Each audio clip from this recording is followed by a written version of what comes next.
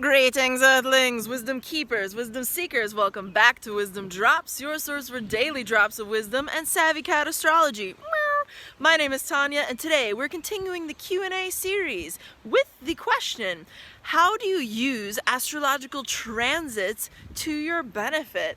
Well, that is a fantastic question, and we're going to dive into it.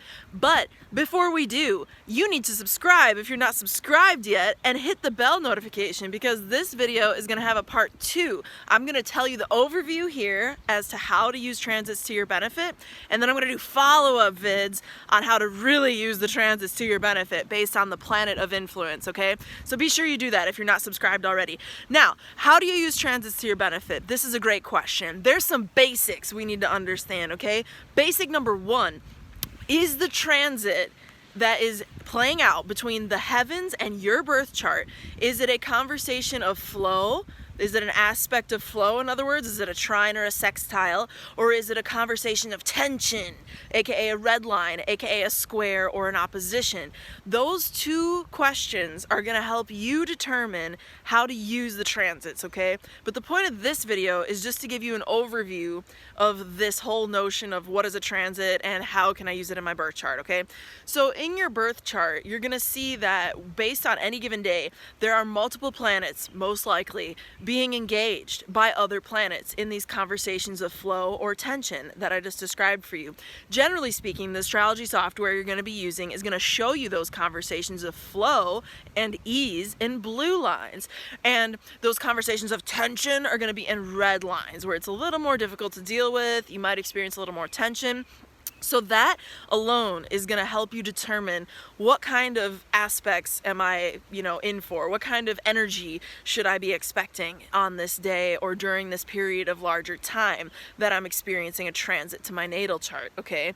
Now, you also want to look at, is the planet a benefic or a malefic? Like, is that planet associated with good things or bad things? Now, that's going to give you an idea as to how that energy is going to play out. And keep in mind that you're talking twofold. So you might have a Saturn squaring your Mars. Okay, well, Saturn's a so-called malefic, aka a bad guy. So he brings things that are less pleasant, generally speaking, by transit, okay? And then you're going to have Venus in that equation as well, which is a benefic, aka a good guy or a good gal in the instance of Venus, right? Because she's a goddess, we all know.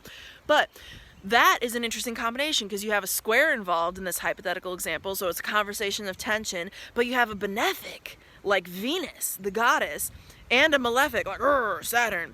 So you have layers to look at in any given transit in order to understand how to use it in your real life. So this has been a very quick summary of just some foundations you need to understand if you want to learn how to use transits in your chart. So I encourage you to review that information and just let it process these concepts, okay? But before you leave, if this video did bring you any value, hit the like button, consider sharing it with a friend, and again, make sure you're subscribed because I put up the video every single day, okay? With that said, thank you so much for all the support that everybody's been showing, and may the stars be with you. Peace.